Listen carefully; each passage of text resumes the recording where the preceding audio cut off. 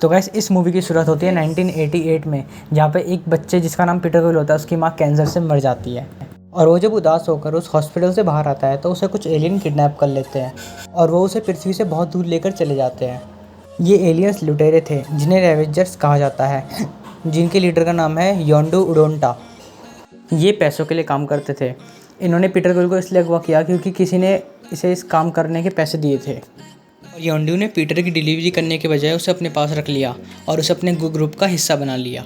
Peter quill ने कई साल योंडू के साथ काम किया और वो स्टार लॉर्ड नाम से मशहूर हो गया। और वो योंडू और उसके साथियों से नफरत करता था क्योंकि उन्होंने उसके परिवार से उसको दूर कर दिया था। पीटर हमेशा इस मौके की तलाश में रहता था कि वो रेवेंजर्स का साथ छोड़ के भाग जाए। फिर 2014 में जेंडार नाम का एक प्लैनेट में एक रहने वाला ब्रोकर योंडू को एक काम सौंपता है, एक ऑर्ब लाने का। ब्रोकर योंडू को इस लाने के बहुत सारे पैसे देने वाला था, पर इसे ढूंढने के लिए और भी लोग जुटे हुए थे, जिसमें एक बंदे का नाम थैनोस था जो कि बहुत खतरनाक एलियन था। ऑर्ब को हासिल कर लेने के लिए थैनोस ने रोनन नाम के एक एलियन से हाथ मिलाया। रोनन क्री प्रजाति का एक संगी एलियन था जिसकी जेंडार प्लैनेट से एक बहुत पुरानी दुश्मनी थी। वह जेंडार के लोगों का नामो निशान मिटाना चाहता था, इसलिए उसने थैनोस के साथ सौदा किया कि वो उसे ऑर्ब ला के देगा और बदले में थैनोस जेंडार को तबाह कर देगा। इस काम के लिए थैनोस ने अपनी दोनों बेटियों को रोनन के साथ भेज दिया, एक नेबुला दूसरी गमोरा। ये दोनों एडॉप्टेड चाइल्ड थी। ये दोनों थैनोस से नफरत करती थी और एक दूसरे को भी पसंद नहीं करती थी। दूसरी तरफ स्टार लॉर्ड को यानी पीटर क्विल को योंडू और ब्रोकर के एक ये सौदे के बारे में पता चलता है। वो अकेला मोरा एक प्लैनेट पर अकेले चले जाता है ताकि वो उसे बेच के पैसे कमा सके और रेवेंजर से पीछे छुड़ाकर भाग सके। और जब पीटर क्विल उस ऑर्ब को हासिल कर लेता है तो रोनन के साथी भी वहाँ पहुँच जाते हैं। वो उससे ऑर्ब छीनने की कोशिश करते हैं पर पीटर उन सबसे निपट के वहाँ से भाग जाता है। पीटर वहाँ से निकलने के बाद योंडू के साथ ही मोरा पहुँचते हैं और जब योंडू को पता चलता है कि पीटर ने उससे पहले ऑर्ब चुरा लिया तो वो पीटर के सर पे इनाम रख देता है। दूसरी तरफ जब रोनन को ये पता चलता है कि पीटर क्विल ने स्टार लॉर्ड ने वो ऑर्ब चुरा लिया है, तब वो गमोरा को उसके पीछे भेजता है। तब स्टार लॉर्ड जेंडारा प्लैनेट पे जाता है ब्रोकर को और बेचने के लिए, पर जब वो ब्रोकर को बोलता है कि इसके लिए वो रोनन के साथियों ने उस पर हमला किया था, तब ब्रोकर डर जाता है क्योंकि वो रोनन के मामले में नहीं पड़ना चाहता था। इसलिए वो ऑर्ब खरीदने से मना कर देता है और पीटर को वहाँ से भगा देता है। गमोरा वहाँ पहुँच जाती है और वो पीटर से ऑर्ब छीनकर वहाँ से भागने लगती है। फिर वहीं के दो एलियन, रॉकेट नाम का एक रकून और ग्रूट नाम का एक जिंदा पेड़, जब ये देखते हैं कि पीटर क्विल के सर पे इनाम है तो पीटर को वो योंडू को सौंपने का फैसला करते हैं और तभी गमोरा और पीटर के बीच लड़ाई हो जाती है और रॉकेट और ग्रूट इनाम के लिए पीटर के पीछे पड़ जाते हैं। तमाशे की वजह से जेंडार की नौसेना उन चारों को पकड़ लेती है और उन्हें जेल में डाल दिया जाता है। वहाँ के जेल के बहुत सारे कैदी गमोरा को मारना चाह रहे थे क्योंकि उसका थैनोस और रोनन से कनेक्शन था। थैनोस और रोनन ने काफ़ी सारे लोगों को नुकसान पहुँचाया था, इसलिए वो कैदी गमोरा को मारकर अपनी भड़ास निकालना चाह रहे थे। उसमें से एक था ड्रैक्स, जिसकी बीवी और बेटी को रोनन ने मार दिया था, इसलिए वो गमोरा को मारने के लिए आगे आता है। फिर पीटर क्विल वहाँ पे आके उसे रोक लेता है, उसे ये बोल के कि इसके ज़रिए वो रोनन तक पहुँच सकता है और अपना बदला ले सकता है, इसलिए वो ड्रैक्स और गमोरा को छोड़ देता है। फिर गमोरा उसको बताती है कि रोनन और थैनोस के बीच क्या सौदा हुआ है। गमोरा ने चाहती कि जेंडार प्लैनेट तबाह हो जाए, इसलिए वो थैनोस और रोनन से गद्दारी करने वाली थी और वो खुद ऑर्ब को बेचने वाली थी, जिससे उसे बहुत सारा पैसा मिल जाता और वो थैनोस के चंगुल से छूट जाती। गमोरा उन दोनों को बोलती है कि उसके पास एक ऐसा ख़रीदार है जो उस ऑर्ब की बहुत सारी कीमत देने वाला है, इसलिए अगर वो उसे जेल से भागने में मदद करे तो उसे वो आधे पैसे दे देंगी। रॉकेट बहुत होशियार था और वो पहले भी कई बार जेल से भाग चुका था। वो जेल से निकलने का एक प्लान बनाता है और वो सब गार्ड को चकमा देकर जेल के कंट्रोल सिस्टम को हथियाने का फैसला करते हैं। इन सब में ड्रैक भी उसका साथ देता है। ड्रैक्स को पैसों या ऑर्ब से कोई मतलब नहीं था, वो बस रोनन तक पहुंचना चाहता था, इसलिए उन सब का साथ देता है। फिर वो सब जेल से भाग जाते हैं। दूसरी तरफ जब रोनन को पता चलता है कि गमोरा ने उससे गद्दारी की है, थैनोस पे नाराज़ होता है, पर थैनोस को लग रहा था कि इसमें रोनन की ही कोई गलती है, तो इसलिए अब उसे बोलता है कि अगर इस बार वो खाली हाथ लौटा तो उसकी कोई खैर नहीं। फिर रोनन बहुत गुस्सा होता है और वो नेबुला के साथ मिलकर गमोरा को ढूंढना शुरू करता है। इधर गमोरा, ड्रैक, ग्रूट और रॉकेट पीटर क्विल के शिप में बैठकर नोवेयर नाम की एक जगह पर पहुंच जाते हैं। वहाँ पे वो टेनेलियर टिवान से मिलते हैं, जो कि एक कलेक्टर है, जो कि ऑर्ब का ख़रीदार था। कलेक्टर अपने पास बहुत सी नायाब चीज़ों को जमा करता था। वो उन्हें बताता है कि उस ऑर्ब के अंदर एक इन्फिनिटी स्टोन है जिसे पावर स्टोन कहते हैं। वो 6 इन्फिनिटी स्टोन में से एक है। वो पत्थर बेहद खतरनाक था और उसे सिर्फ शक्तिशाली लोग ही यूज़ कर सकते थे। डॉक्टर पीटर क्विल और उसके दोस्तों को इस इन्फिनिटी स्टोन के बारे में बता रहा था, तब उसकी एक असिस्टेंट पावर स्टोन को पकड़ लेती ताकि वो ताकतवर बन जाए और वहाँ से भाग सके। पर जैसे ही वो उसे पकड़ती है वो फट जाती है और वहाँ पर एक बहुत बड़ा धमाका हो जाता है जिससे उस कलेक्टर का ऑफिस या जो भी बोले वो फट जाता है पूरा। और पीटर उसके साथ ही किसी तरह से अपनी जान बचाकर वहाँ से निकलते हैं। पावर स्टोन की तबाही को देख के बहुत चौंक गई थी।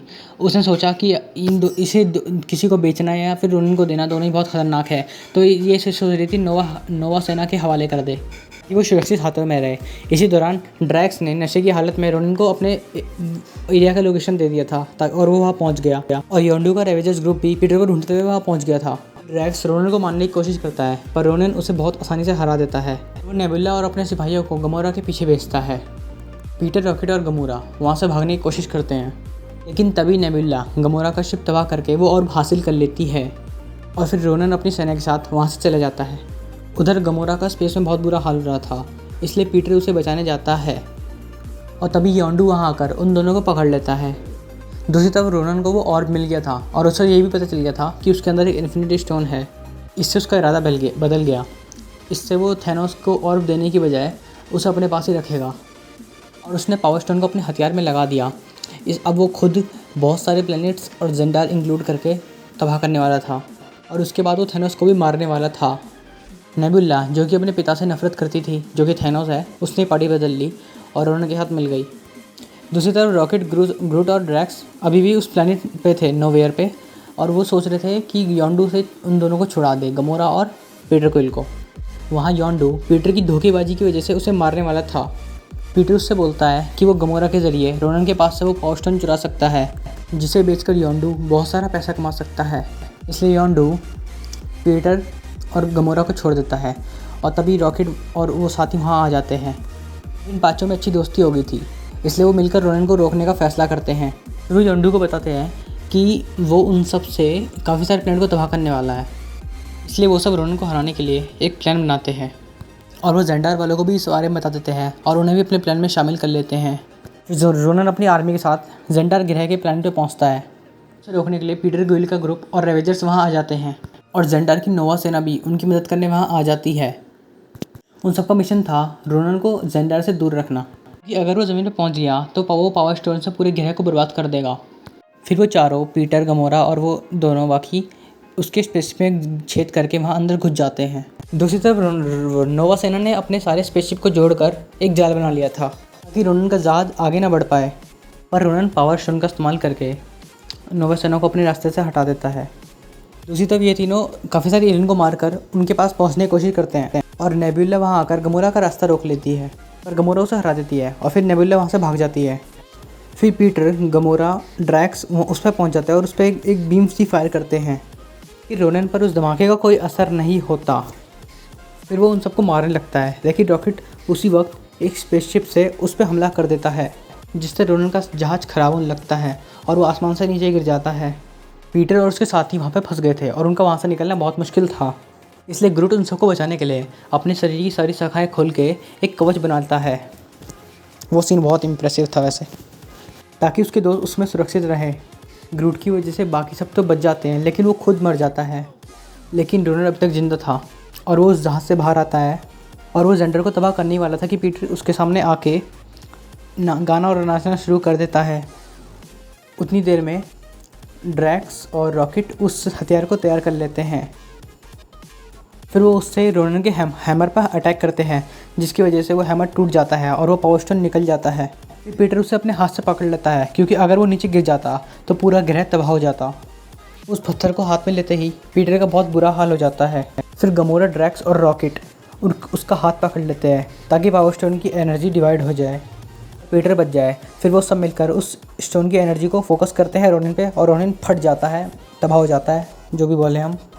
और फिर गमोरा उस ऑर्ब को उसके अंदर डाल देती है। फिर योंडू वहाँ आकर पीटर से वो ऑर्ब मांगता है और वो उसे कोई और ऑर्ब दे देता है जिसके अंदर स्टोन नहीं होता। बाद में वो जेंडार की सेना को वो नया ऑर्ब दे देते हैं जिसके अंदर पावर स्टोन था। पीटर और उसके साथियों ने सारे ग्रह को बचा लिया था, इसलिए वो लोग उन्हें गार्डियंस ऑफ द गैलेक्सी के नाम से बुलाने लगते हैं। और उनका पुराना क्रिमिनल रिकॉर्ड भी मिटा दिया जाता है। यार की नोवा सेना पीटर को ये बताती है कि उसकी बॉडी का चेकअप करने से हमें पता चलता है आधा इंसान है। उसके पिता एक पुराने अंतरिक्ष जीव थे जिनकी शक्ति उसमें भी मौजूद है। इसी वजह से वो पावर स्टोन को छूने के बाद भी मरा नहीं, बल्कि एक इंसान होके। और बात सामने आई, जिस आदमी ने पीटर को किडनैप करने का योंडू को बोला था वो पीटर का पिता ही था, जिसके बारे में हमें अगले पार्ट में चलेगा। फिर पीटर क्विल का ग्रुप, जिन्हें गार्डियंस गैलेक्सी कहते हैं, वो अपने स्पेसशिप बैठ के निकल जाते हैं। फिर ग्रूट के जो टूटे हुए पेड़ों की एक टहनी उठा के रख लेता है और उसमें से फिर नया ग्रूट उग जाता है। तो गाइस, आपको मूवी कैसी लगी प्लीज़ मुझे अच्छे से बताना, कमेंट प्लीज़ जरूर कर देना और वीडियो को लाइक करना तो मत भूलना। Bye bye guys.